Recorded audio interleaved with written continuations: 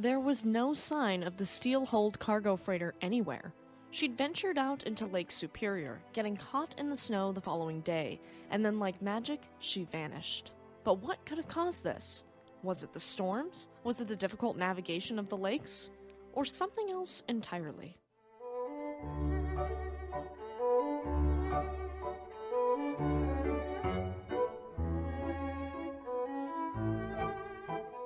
Welcome to Fast Facts Friday. My name is Eleanor. Just a quick disclaimer for a younger audience before we dive in. This story may be disturbing to some, so viewer discretion is advised. Okay everyone, let's get into it. We are back from our winter break and ready to get going. Today we will look into the risk factors that cause ships to sink or in some cases disappear on the Great Lakes. Let's start with one of the most well-known, weather. In the late fall and early winter in particular, nasty storms called November storms or November witches strike the Great Lakes region. This stirs up the Great Lakes and makes waves not only taller, but the troughs between them shorter. Not only this, but enormous winds, potential snow or rainfall, and dips in temperatures all make for treacherous conditions. Great Lakes ships are long and narrow, with cargo in the long stretches in the middle, making these choppier conditions dangerous. It causes great strain amidships, and in many cases, ships sink from simply breaking back under the pressure. We saw this with SS Edmund Fitzgerald. Even in other parts of the year, the weather can change rapidly on the Great Lakes. These massive freshwater lakes can have storm systems that develop very quickly, sometimes while a ship is already out into the middle of a voyage, and adjusting to these conditions can be very difficult, especially if the storm system is anything akin to November storms. Massive storms and weather changes can cause large waves that overwhelm vessels, sometimes causing them to capsize, flood, or break back. The lakes are the largest bodies of fresh water in the world, and oftentimes the temperature of the lakes can vary greatly from the temperature of the air. In colder conditions, the warm air coming up from the lakes can cause thick fog leading to collisions, unintentional groundings, and more. It doesn't help that navigation around the Great Lakes can be difficult due to shallow waters in certain areas, ice buildup, rocky shorelines, and sandbars.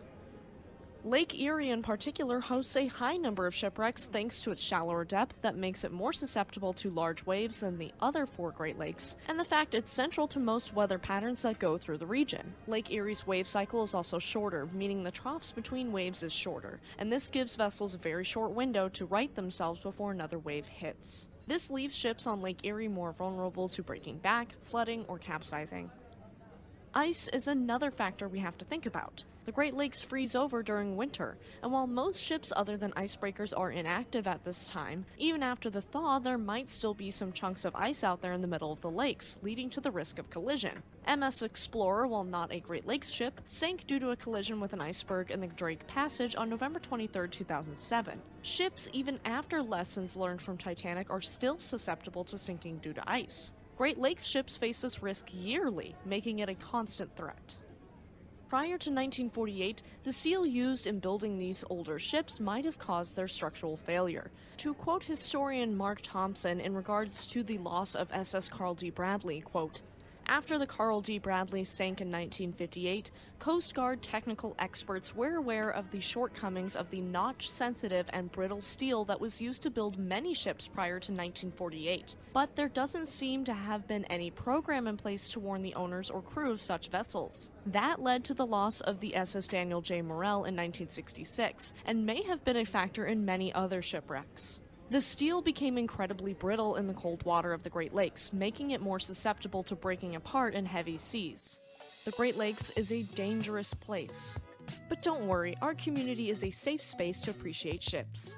If you are enjoying this episode and want to hear more about ships, their careers, and their wrecks, check out our main show, Shipwreck Sunday, every Sunday night at 4 p.m. Pacific Standard Time. Okay friends, let's look at a few notable examples.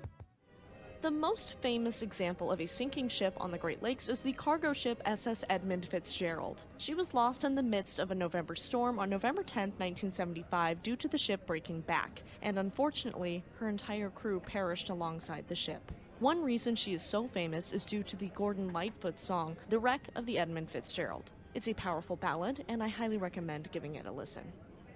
SS Carl D. Bradley is another infamous wreck on the Great Lakes, and this cargo ship was lost due to breaking back during a November storm on November 18, 1958. Of her 35-man crew, 33 perished with the ship. This sinking was particularly tragic, and due to the brittle steel in her hull, she could not withstand the intense storm she weathered, and succumbed.